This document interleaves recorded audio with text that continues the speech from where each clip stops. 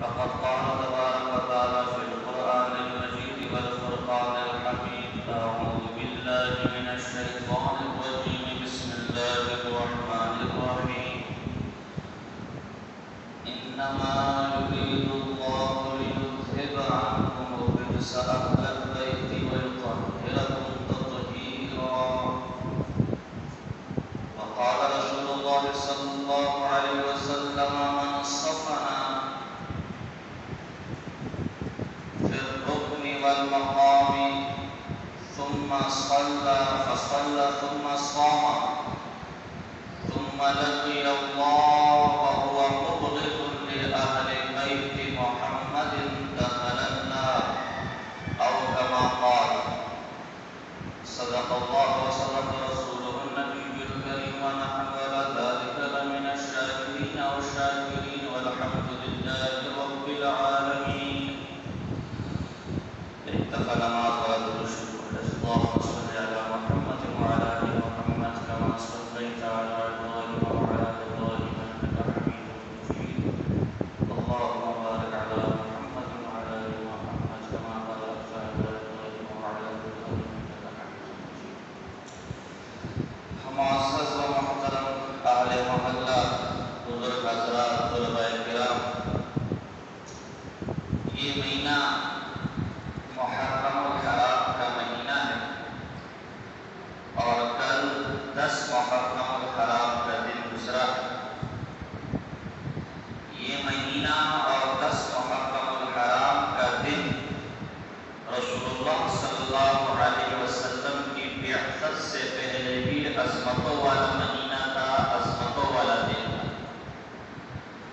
اگرچہ اسلام کے اندر اس دن کو واقعہ کربلا اور امام حسین رضی اللہ تعالی عنہ کی شہادت کے ساتھ یاد کیا جاتا ہے، لیکن اس سے پہلے بھی عظمتوں والا دن اور عظمتوں والا مہینہ گزرا ہے۔ ایک روایت میں آتا ہے کہ محرم الحرام، اگرچہ ضعیف روایت ہے، محرم الحرام کے ہر دن کے روزے کا ثواب 1 ماہ کے روزوں کے برابر ہے۔ ایک بہت بڑے بزرگ گزرے ہیں جن کا نام شیخ عبدالقادر جیلانی رحمہ اللہ ہے، اور ہم انہیں پیران پیر کے نام سے بھی جانتے ہیں۔ بہت بڑے بزرگ ہیں، اللہ کے بہت بڑے ولی گزرے۔ کبھی موقع ہوگا تو انشاءاللہ میں ان کی تفصیلی سوانح، ان کے فضائل کمالات آپ کے سامنے بیان کروں گا۔ ان کی کتاب ہے بنیۃ الطالبین۔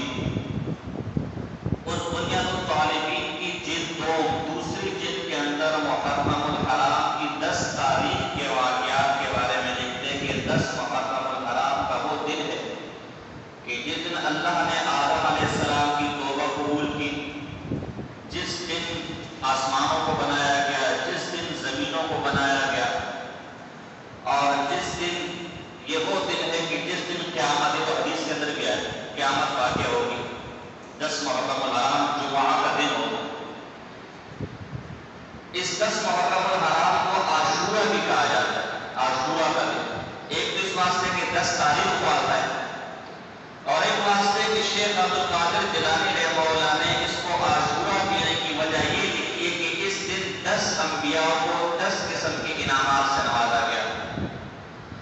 آدم علیہ السلام کی توبہ قبول کی گئی تھی، ادریس علیہ السلام کو بلندیوں پر لے جایا گیا، نوح علیہ السلام کی جو کشتی تھی وہ جودی پہاڑ پہ رکی۔ اسی 10 محرم الحرام کو یونس علیہ السلام کو مچھلی کی پیٹ سے نکالا گیا۔ موسیٰ علیہ السلام کو اسی 10 محرم الحرام کے دن فرعون کے ظلم سے بچایا گیا اور فرعون کو غرق کیا گیا۔ اسی 10 محرم الحرام کے دن داؤد علیہ السلام کی توبہ قبول کی گئی اور سلیمان علیہ السلام کو بادشاہ دی گئی۔ اسی 10 محرم الحرام کے دن عیسیٰ علیہ السلام کو آسمانوں پر چڑھایا گیا۔ اور ایک عجیب بات دیکھیے کہ اس 10 محرم الحرام کو رسول اللہ صلی اللہ علیہ وسلم کی پیدائش بھی ہوئی بقول کی۔ تو 10 انبیاء کو 10 قسم کے انعامات سے نوازا گیا، اس لیے اس کی 10 محرم کو عاشورہ کا دن کہا جاتا ہے۔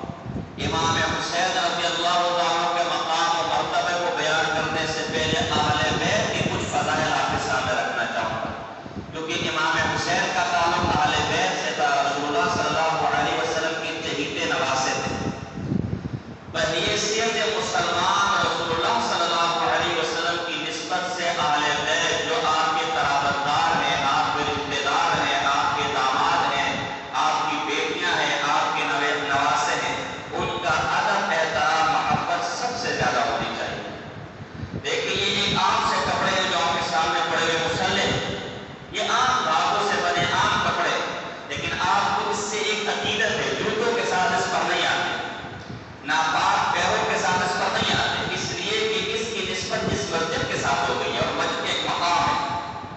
آپ مجھے دیکھتے، میں 34 صدی کے مولوی ہوں، آپ کی طرح کھاتا ہوں پیتا ہوں، لیکن آپ میرا احترام کرتے ہیں، آپ میری عزت کرتے ہیں۔ مولوی صاحب آگے برکت کے لیے دکان میں آ جائے، مولوی صاحب برکت کے لیے ہاتھ پھیرتے، مولوی صاحب پر دعا کر لیں، حالانکہ میں آپ ہی کتنے انسان، جتنا ایمان آپ کو اتنا ایمان میرا ہے۔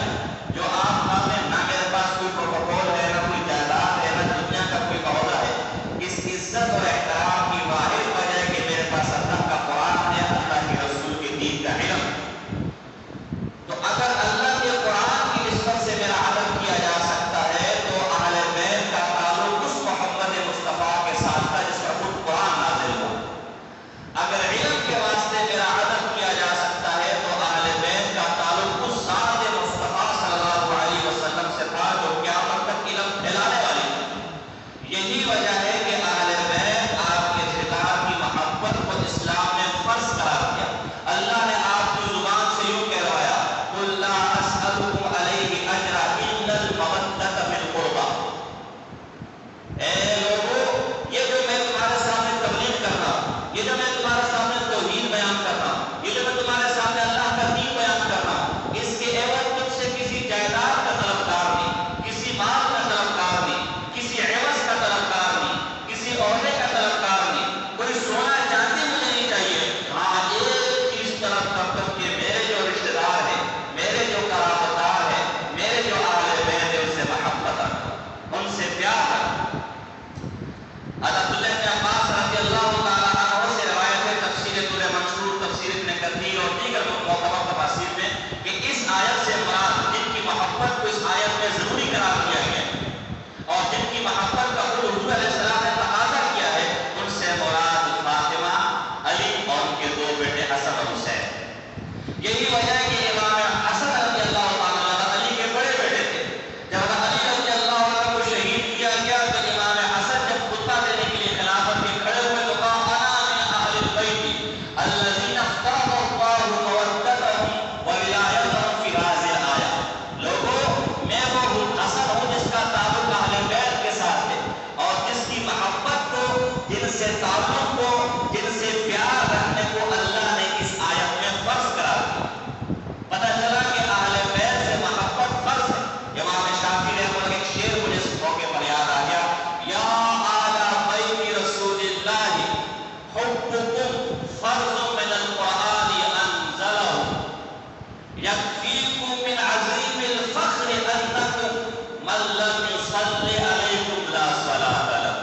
اے اہل بیت، تم رسول اللہ کے رشتہ دار ہو، تمہاری محبت کو اللہ نے فرض قرار دیا گیا ہے۔ تمہارے مقام عزت کے لیے اتنی بات کافی ہے کہ جو نماز میں تم پر درود نہیں پڑھتا اس کی نماز ہی نہیں ہوتی۔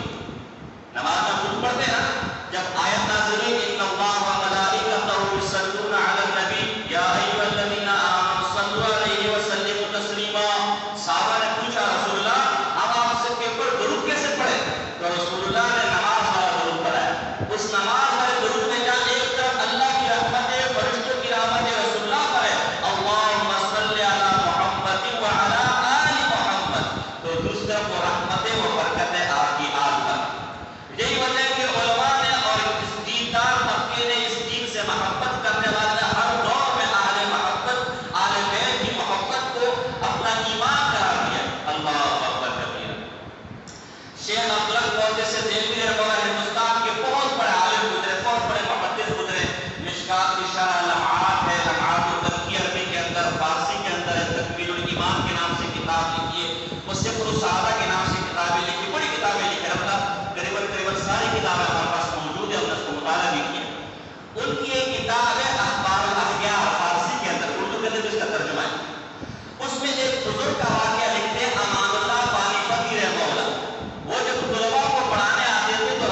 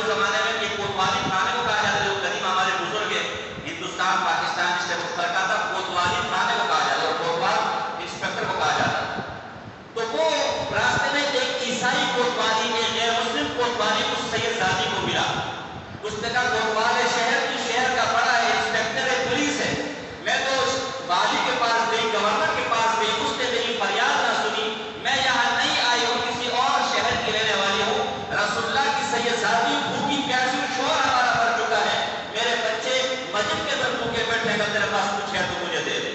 اس نے کہا صبر کر۔ وہ عیسائی فوراً اپنے گھر والی کے پاس گیا، اس کو کہا کہ دیکھو مسلمانوں کی نبی کی شہزادی ہمارے شہر میں آئی ہوئی ہے، فوراً نہا دھو کے نکلو اور اسے اپنے گھر لے کر آؤ۔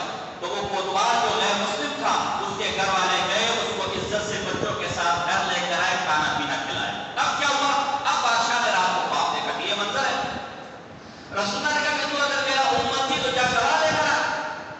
وہ حیران ہو گیا کہ یا رسول اللہ، اس قیامت کے روز اور جب ہم لوگ نفسہ نفسی ہے، یہاں میں گواہ کہاں سے لے کر آؤں؟ یہاں مجھے پہچاننے والا کون ہے؟ تو رسول اللہ نے کہا کہ تجھے حیا نہیں آئی جب میری بیٹی میری اولاد ایک سیدزادی تیرے پاس آئی کہ میں بھوکی ہوں تو اس سے وہاں گواہ طلب کر رہا تھا، جب تجھے یہاں گورنر ہونے کے باوجود، حاکم ہونے کے باوجود کوئی پہچاننے کو تیار نہیں، تو وہ بھی جب کسی اور شہر سے آئی ہوئی تھی، اسے پہچاننے والا کون ہو؟ وہ ایک دم سمجھ گیا کہ کیا ہو گیا، اور اس نے فرمایا دیکھ یہ سامنے جو محل ہے نا، محل یہ تیرے سے نکلنے کے بعد میری بیٹی سیدزادی اس کوتوال کے پاس گئی تھی، یہ سونے کا محل جو تجھے نظر آ رہا ہے جنت کے بیچ میں، یہ اس کوتوال کی جگہ تیار کیا ہوا۔ اب جب آنکھ کھلی فوراً گھبرائے اور پسینے پسینے اپنے اہلکاروں کو دوڑایا اور کوتوال کے گھر پہنچا اور 1000 دینار، میں پہلے کہہ چکا کہ ایک دینار آج کل کے $250 بنتے ہیں، تو 1000 دینار یہ $2.5 کروڑ سے اوپر چلے جاتے ہیں۔ 1000 دینار وہ اس کوتوالی کی خدمت میں پیش کی اور کوتوالی کو کہا یہ جو گھر میں تیرے مہمان ہیں انہیں میرے حوالے کر دے، وہ میرے مہمان ہیں، میں اپنے گھر لے کر جانا چاہتا ہوں۔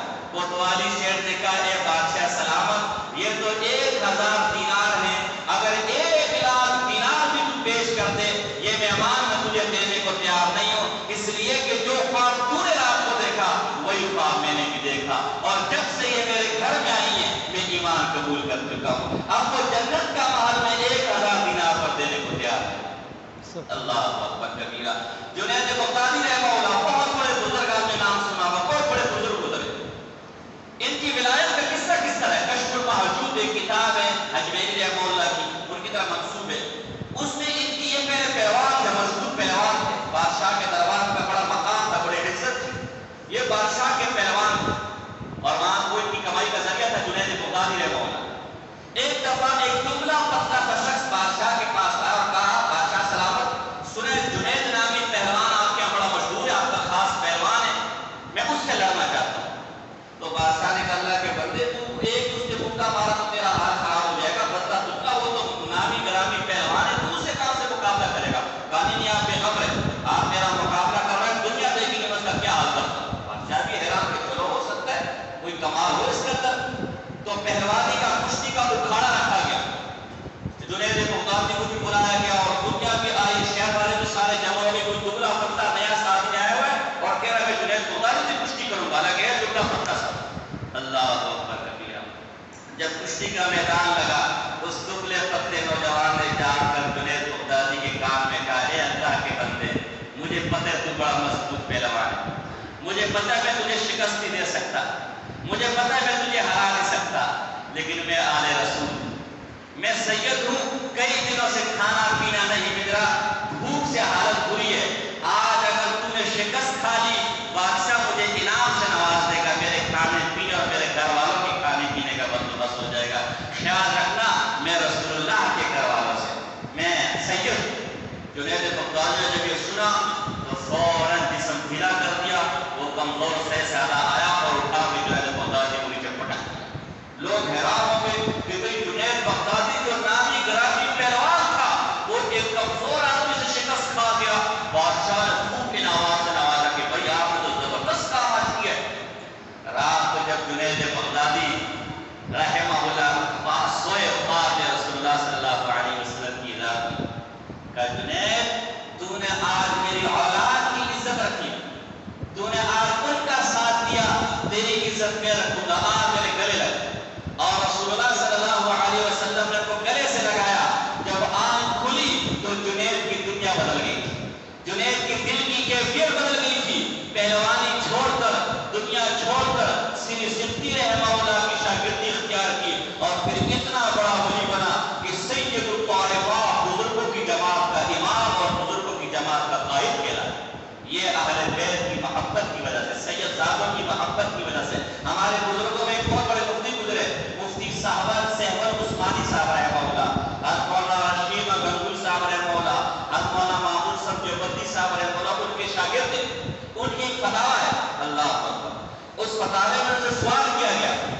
کہ بھیا اگر کوئی سید زیادہ گناہ کر لے تو فاسق فاجر ہوتا ہے کہ نہیں ہوتا؟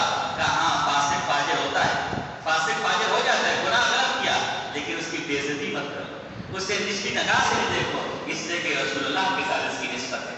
قرآن اگر کوئی غلط لکھ دے، پورا قرآن صحیح ہے، ایک دو لفظ غلط ہے، پھر بھی قرآن ادب نہیں لیتا، پھر بھی ادب کرتے کہ نہیں کرتے؟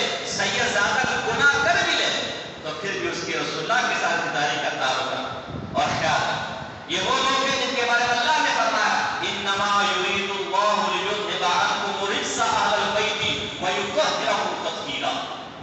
اے اہل بیت تم وہ لوگ ہو کہ جن سے اللہ نے گندگی کو دور کر دیا اور تمہیں پاک صاف رکھ دیا۔ امام عبدالوہاب شعرانی رحمہ اللہ ایک بہت بڑے بزرگ گزرے 9ویں صدی ہجری کے، ان کی کتاب ہے الفرائض القلائد فی علم العقائد، 1.5-2 صفحوں کی ہے، البتہ اثر سے معلوم تک ہم نے اس کا مطالعہ کیا، ہمارے پاس موجود ہے۔ اس میں اس آیت کی تفسیر میں عجیب بات لکھتے ہیں، فرمایا اللہ نے اس آیت میں فرمایا کہ اہل بیت سے اپنے گندگی کو دور کر دیا ہے، اہل بیت کو اپنے پاک و صاف رکھا ہے، کہا گناہ سے بڑی گندگی اور کوئی نہیں ہو سکتی، گناہ سے بڑی غلاظت اور کوئی نہیں ہو سکتی۔ اس آیت سے پتہ چلتا ہے کہ اہل بیت سے گناہ ہوئے، رسول اللہ کے جو خاندان ہے وہ گناہوں سے دور ہے، بالکل پاک صاف ہے۔ یہ وہ لوگ ہیں جن کی پاکی کی اور جن کی پاکیزگی کی گواہی اللہ نے قرآن میں دی اور جن سے گندگی کو دور کیا۔ تو اس اہل بیت کے اندر امام حسین کا تعلق تھا۔ ایک حدیث مجھے یاد آ گئی، اللہ اکبر، غور کرو ذرا، مستدرک حاکم، ایک امام حاکم کی مشہور کتاب ہے مستدرک حاکم، ہمارے پاس موجود ہے، اس کی جلد 2 میں رسول اللہ صلی اللہ علیہ وسلم کی حدیث ہے لو ان رجلا صفن فی الرکن والمقام فصلى ثم صام ثم لقي الله وهو مبغض لأهل البيت محمد دخل النار۔ اے لوگو، ایک شخص رکن یمانی اور مقام ابراہیم کے درمیان نماز پڑھے، ایک شخص کتنی مقدس جگہ پر، اس کے بعد روزے رکھے اور اسی حال میں نماز پڑھتے پڑھتے روزے رکھتے رکھتے اس کی موت ہوگی، وہ مر گیا، لیکن اس کے دل میں اہل بیت سے بغض تھا، اہل بیت سے اناد تھا، اہل بیت سے دشمنی تھی، اہل بیت کو، رسول اللہ کے رشتہ داروں کو، امام حسن، امام حسین، فاطمہ، علی اور ان کی اولاد سے اس کو بغض تھا، عناد تھا، دشمنی تھی۔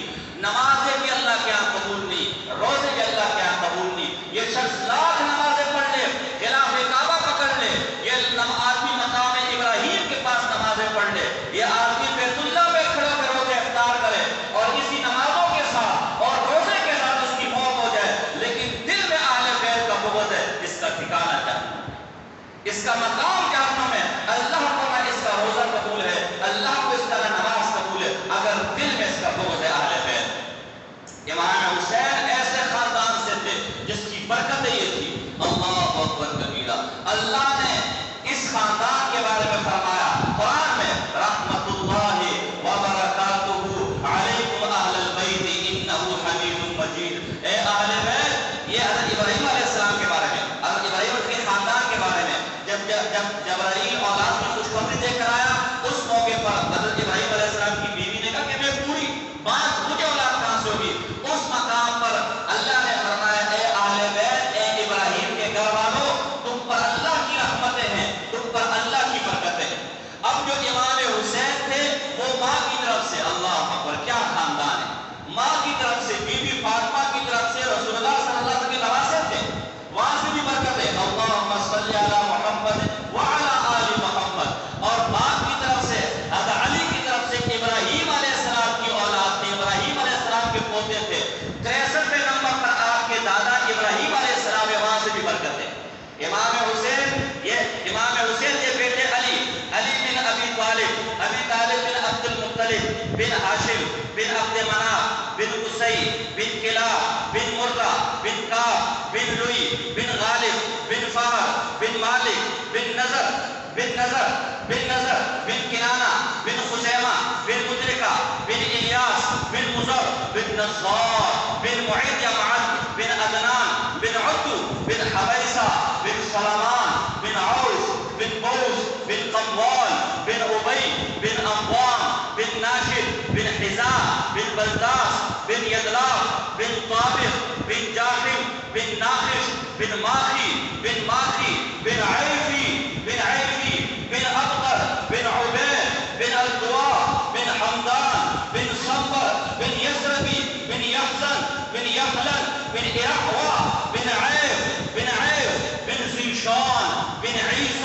بن عیسر بن زیشان بن عیسر بن اقناط بن ایہام بن مقصر بن ناحس بن عزرا بن سمی بن مزی بن عیولا بن عیرام بن قیدار بن اسماعیل ذبیح اللہ بن ابراہیم خلیل اللہ صلوات اللہ علیہ وسلم. یہ 63ویں نمبر پر ابراہیم علیہ السلام اسماعیل کے بعد ابراہیم کے دادا تھے. تو ایک طرف سے رسول اللہ صلی اللہ علیہ وسلم کی قرابت دار ہے اور ایک طرف سے ابراہیم علیہ السلام. رسول اللہ کی طرف سے بھی سلامتیاں پر برکتیں اور ابراہیم علیہ السلام کی طرف سے بھی برکتیں اور سلامتیاں. یہ آل بیت اور یہ ان کا مقام ہے.